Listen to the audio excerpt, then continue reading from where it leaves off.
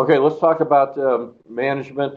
This is going to be very kind of a brief treatment, but certainly from a drought resistance perspective, the taller the grass, the more drought resistant it is. Um, so um, that's you got more photosynthesis, which means deeper roots, which means better drought resistance and healthier plants. So I talked about this genetic disposition to form roots of a certain depth. Now you can turn a deep-rooted grass into a shallow one really easily. So tall fescue, it'll try to make roots 2 or 3 feet deep. But if you don't mow it properly, if you scalp it, if you mow it too short, if you don't water it properly, if you never fertilize it, it'll form shallow roots. Okay, so if you torture a grass, it'll form shallow roots. But if you treat it well, it'll form um, pretty deep-rooted or deep roots, at least within its genetic potential. So mow it taller and mow it frequently. Um, Taller grass is more weed resistant, just what we were talking about. Now, this is an example with annual grasses, which you're not going to have much of in Telluride, but in the Tri River area, you're going to have all kinds of crabgrass and foxtail and goosegrass and those annual summer annual grasses. This grass on the left, this is fine fescue that I mowed at 3 inches. Over here, same grass mowed an inch and a half. All that yellow green stuff in there is weeds that came into that short mowed grass. I used no herbicides anywhere in this study, and so there were no weeds in the higher cut grass. It's the cheapest weed control that you can buy. Well, obviously it's free. Just adjust your mowing height up, and you're going to have way fewer weeds than if you mow it short. Um, Here's the thing I talked about with the stress lawn. So yes, you can mow a drought stress lawn if you don't mind this look. Okay, now does this hurt the grass? Not really. It looks ugly. People think they've killed their grass. They probably haven't. Um, but if you kept doing this, and here's where the traffic on the drought stress grass, if you don't allow that grass to recover and you just put traffic, and by traffic I'm saying soccer games and festivals, and you leave a park open and let people play frisbee and picnic and pick up soccer and all that, and you never water the grass, yeah, eventually you'll kill it by putting traffic on that drought stress turf. So it kind of depends on how concentrated and frequent that traffic is. But this is just the effect of mowing grass that was kind of wilty, and um, it doesn't like it to be mowed. But is it dead? No. It just takes it a while to grow back. Leave your grass clippings on the lawn as free fertilizer. The more frequently you mow, the smaller the grass clippings, the more quickly they decompose, the more quickly you recycle that nitrogen. And if you keep putting all your clippings back onto the lawn, you can cut your fertilizer easily in half, how much you put on a lawn in a year. And if it's an older lawn, by older I'm saying 20, 30, 40-year-old lawn, you may never have to fertilize that turf, or very rarely, maybe once every few years or 3 years, if you recycle your grass clippings. But if you take them all off the lawn, you definitely have to fertilize because you're mining nutrients out of that soil. So clippings are free fertilizer. They don't cause thatch. You don't have to put them in the landfill. If you do want to collect them, do something useful. Compost them, use them for mulch in your vegetable garden. They do make great vegetable garden mulch, but really leave them on the lawn and you're recycling fertilizer back into the lawn. As far as nitrogen goes, the older a lawn is, the less fertilizer it needs. The less you care about greenness, the less fertilizer it needs. But the error I see usually is people don't fertilize enough. Then the lawn gets thin, then they get weeds, then you get the questions, how do I get the dandelions out? Um, and it's providing competition. So fertilizer helps turf get thicker and denser. That helps keeps weeds out. Mowing taller on top of that makes the weeds less aggressive. And then if you water properly, that makes the weeds even less aggressive. So the healthier you make the grass, the fewer weeds you're going to have. If you have a lot of clover, That's usually a sign that you have not applied enough fertilizer in recent years. If it doesn't recover from the traffic, so the kids and the dogs playing, they tear it up and you start getting lots of bare areas, um, that's because you're not fertilizing and or watering enough. So the turf will tell you when it needs to be fertilized. I see far fewer lawns that are over fertilized.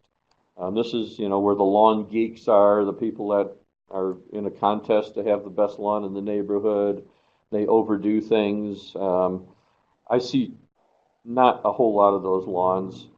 Now, they can come with their own set of problems. Too much fertilizer causes thatch, and the turf needs more water. You can get certain diseases like necrotic ring spot if it's over fertilized. But I see far more lawns that don't get enough fertilizer than ones that get too much. So here's just a great illustration of the dandelion thing. So this is, look at this. So here, 4 fertilizer applications per year, and none in 2. And this is mostly dandelion invasion. And there are a few dandelions in here, but there's no herbicide used here. So this simply shows that if you fertilize properly and make that turf thicker and happier and denser, you can have way fewer weeds than if you never fertilize that turf at all. So great example, visual example of fertility and its effect on weeds. When should we fertilize? I'm going to talk about cool season grasses here, again, because I didn't anticipate talking about warm season, but basically, if you could only fertilize one time in the year, one time in the growing season, it'd be sometime late summer, fall. Okay, that helps the turf recover from the summer. It fertilizes it for the next year, and there are a lot of lawns, especially if you're at very high elevation. If you're Telluride and you're at 7,000-8,000 feet, you could probably fertilize once,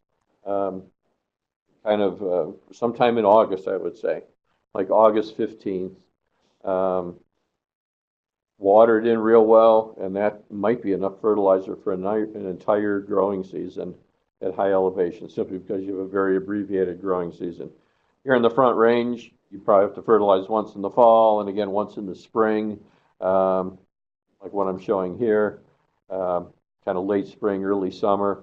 And that's going to be enough for most lawns, unless it's a very, very new lawn. If it's a new lawn, then you might have to fertilize 4 times a year. So what commercial lawn care does. So commercial lawn care, a lot of times they're doing 3 or 4 applications a year. If you're returning your grass clippings, you may not need that much, but if you're collecting your grass clippings, you may have to fertilize 4 times a year because you're taking all that nitrogen right back out of the soil. So this is for bluegrasses, fescues, ryegrass, those cool season grasses. I don't have the graph in here for the warm season, but in Tri-River area, if you got Bermuda grass or buffalo grass or blue grama lawn, sometime mid to late June up until mid-July, early August, you can fertilize those lawns. And the more traffic on it, the more pretty you want it to look. Maybe you could do one early June and another one mid-July, something like that, if you really want your buffalo grass lawn or your Bermuda lawn to look nice, or zoysia grass lawn to look nice. So that's what you would do. So it's kind of a mirror image of the cool season grasses. You want to fertilize warm season grasses in the summer, cool season grasses in the fall and or spring. And just follow the instructions on the fertilizer spreader for the setting on your spreader to put the correct amount on. Other thing from a drought resistance perspective is if you have a grass that forms thatch, and so this would be bluegrass. You have a Bermuda grass or a zoysia grass lawn, those grasses form thatch, and that creates watering problems. And eventually, most of your roots start growing in the thatch layer if you don't manage that thatch properly. Fine fescue lawns can become thatchy as well. So power raking to remove the thatch can be a way of managing the turf, or core cultivating. And the idea is with core cultivation, if you pull the plugs, leave the soil on, the soil breaks down, it filters back down into the thatch, and it modifies the thatch and turns it into kind of a nice growing medium. Um, you can power rake those very thatchy lawns a little bit every year to get rid of the thatch. That can also be effective. It's a little more damaging. You have got greater potential for weeds. The thing with core cultivation, though, is it relieves compaction. And that's usually the reason that we're getting thatch in the first place, is we got roots and stems growing on top of the soil surface rather than in the soil. So you get two benefits of core cultivation. You get a little bit of thatch management and compaction management, whereas with power raking, you're just kind of physically removing the thatch. But in any case, um, thatch management is important for having a drought-resistant lawn. Otherwise, it ends up being a very shallow-rooted lawn. So here's what we see with core cultivation. You can see all the thatch up here. That thatch layer formed because the soil was super compacted. So roots are lazy. They'll grow on top of the soil if the soil is too dense. But as soon as you core cultivate and you make that hole in the soil, the roots start growing into the soil rather than on top of it. So this turf is going to be much more drought resistant because it's got a deeper root system now than before core cultivation, where it had just most of its roots right up here. So this is why I like core cultivation for thatch management over power raking. Or if you power rake, and it's okay to power rake, you can remove some of this thatch up here, but you also still want to core cultivate along with the power raking because you're modifying the soil with the core cultivation. Power raking never helps with soil compaction. And then there's watering. Um, so it seems kind of strange, but you have to talk about watering when it comes to drought resistance. So how do you water in a way that makes your lawn more drought resistant? So there's kind of a fine line there. Certainly daily watering, which a lot of people unfortunately do, and that's because of fear of changing their irrigation clock. They got a new landscape. When the sod people installed the sod, they had it being watered 2 or 3 times a day. And 2 or 3 years later, I see lawns being still watered 2 or 3 times a day because people don't adjust those clocks. They're afraid to. They don't know how to. So getting over that fear of changing your controller and your irrigation stations to run less frequently, you have to get over that fear or find someone to do it for you. But it is important to go as many days as you can between irrigation events without overly stressing the grass. So if that can be 2 or 3 days, and even as warm as it's been, I'm visiting a lot of people and that, so the first thing I ask them, how often you're watering, and a lot of people are with very nice lawns are going every 3 days.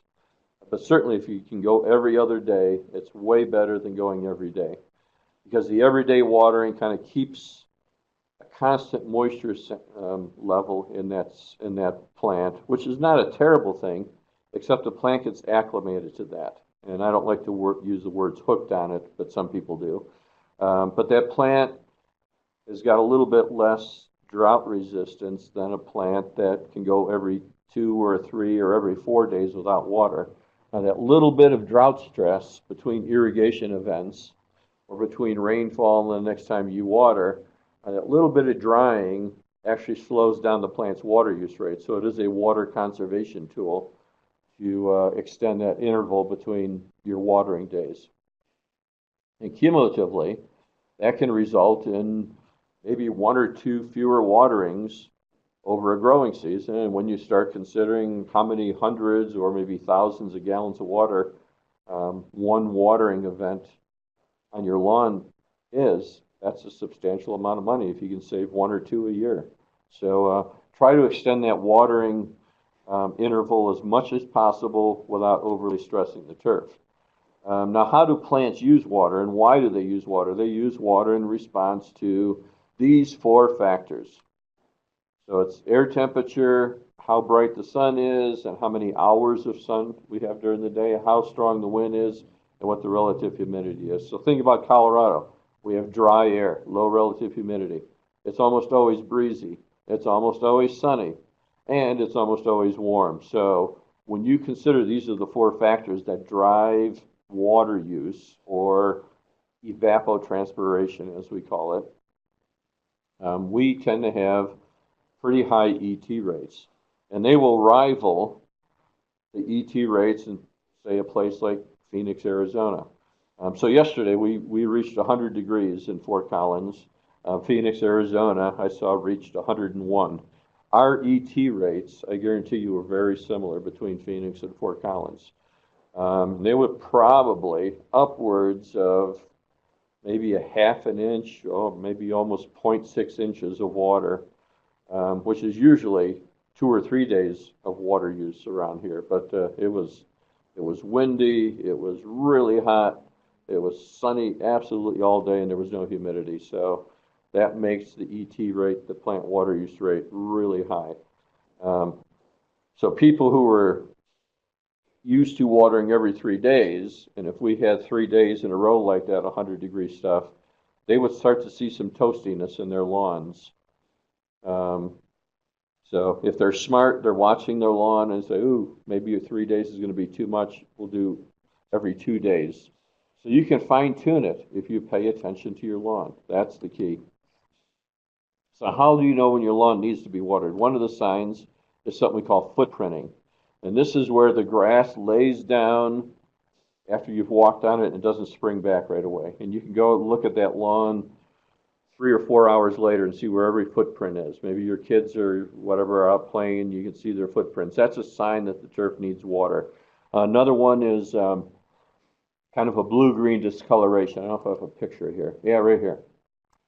So when you see this kind of thing happening on a lawn, you can see this different color, and that bright green means that turf has got enough water in it.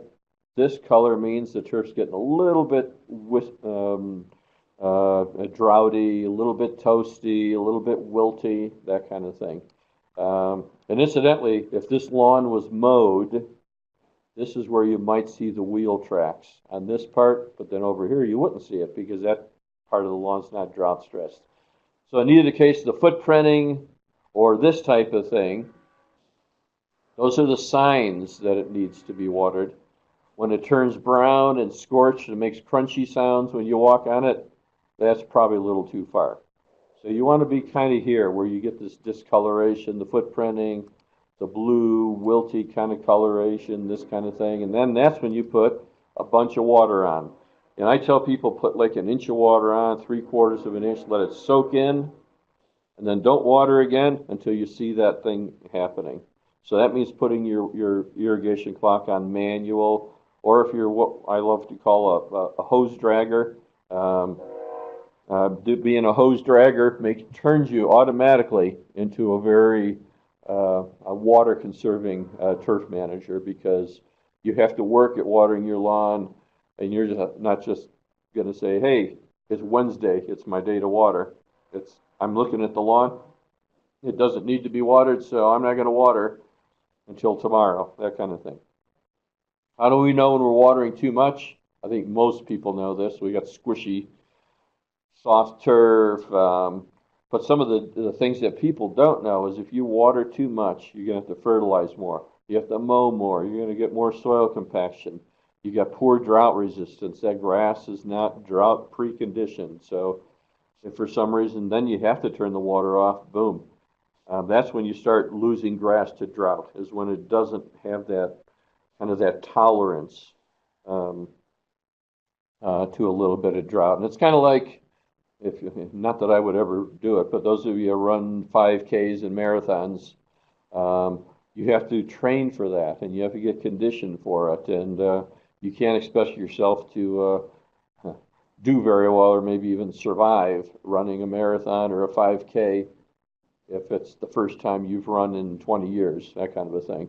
And turf's the same way, is that you can't expect it to have good drought resistance if you've been watering it every day all year, and then they say, oh, I'm going to turn the water off for 2 weeks and see what happens. That's not going to be a good outcome.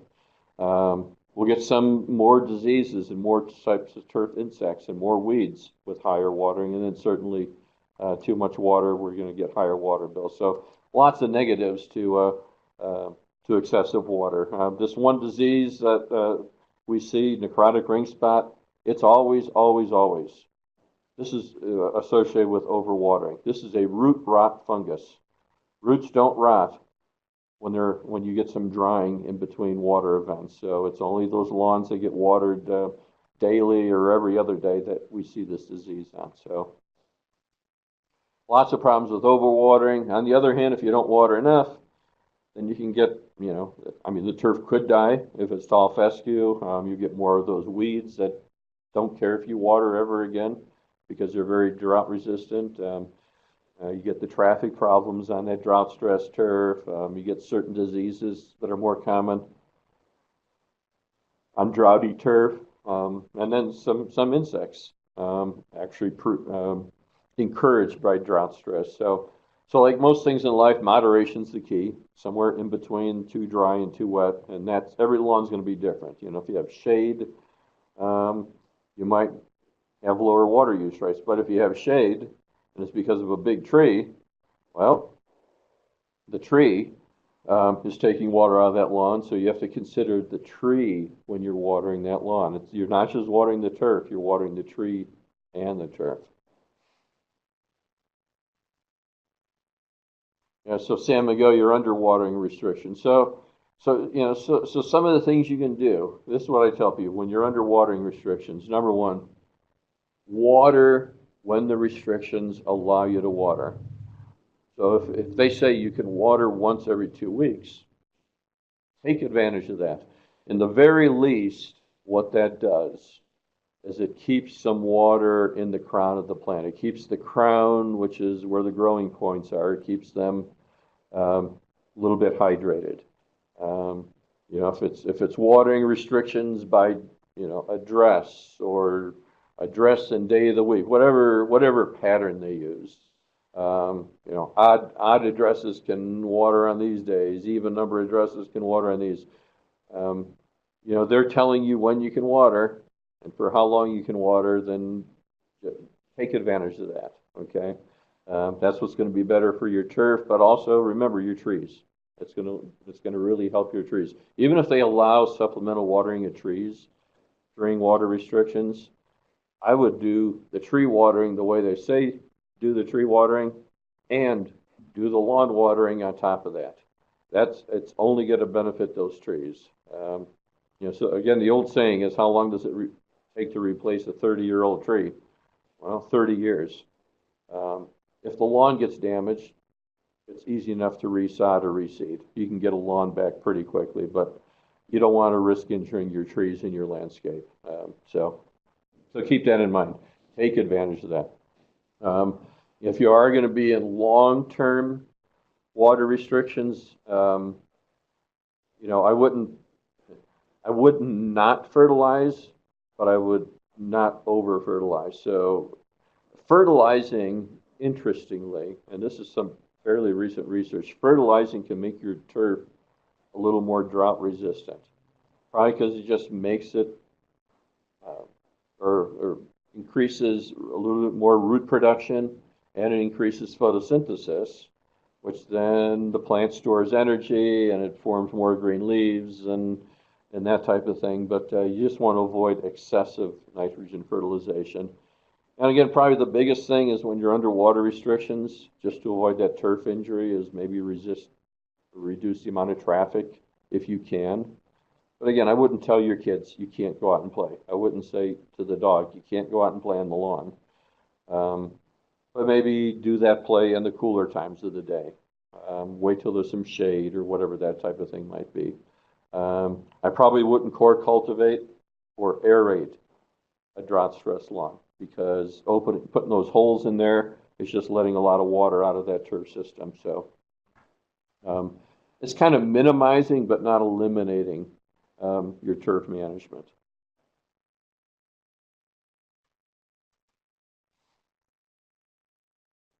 So the watering here. So here's an example of, and I think I have another picture in here. So People ask if winter watering is good for turf, and I would contend that it is.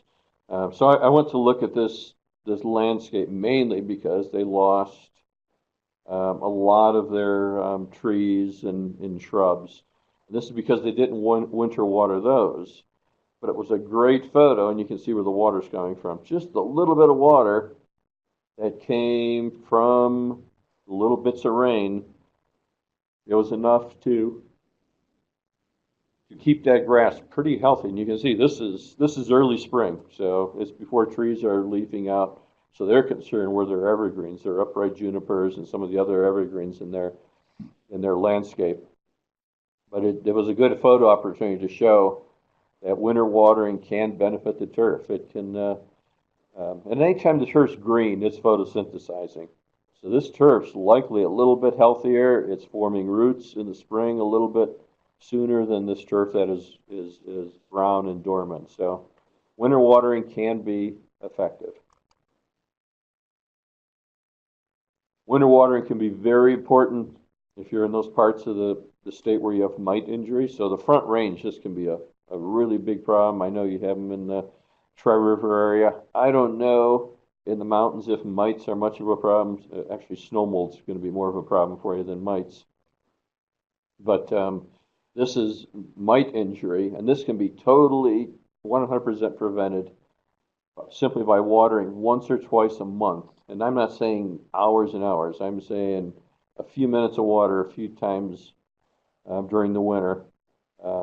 It's enough to kill these mites and keep them from becoming active. But this turf is dead. This will require resodding or reseeding. There's no live grass in there. And the mites are now down in here causing the damage. So they're more easily controlled with water than any kind of a pesticide because they're not true insects. So they're arachnids, and miticides don't work really well on the mites in the lawn. So I encourage people just to water a few times whenever they can, and January, February, March is enough to actually keep the mites from becoming a severe problem.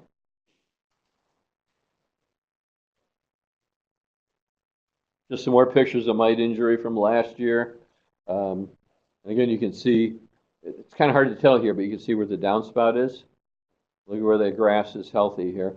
And that's from precipitation, whereas then the grass that didn't get any of the downspout water, you can see over here too.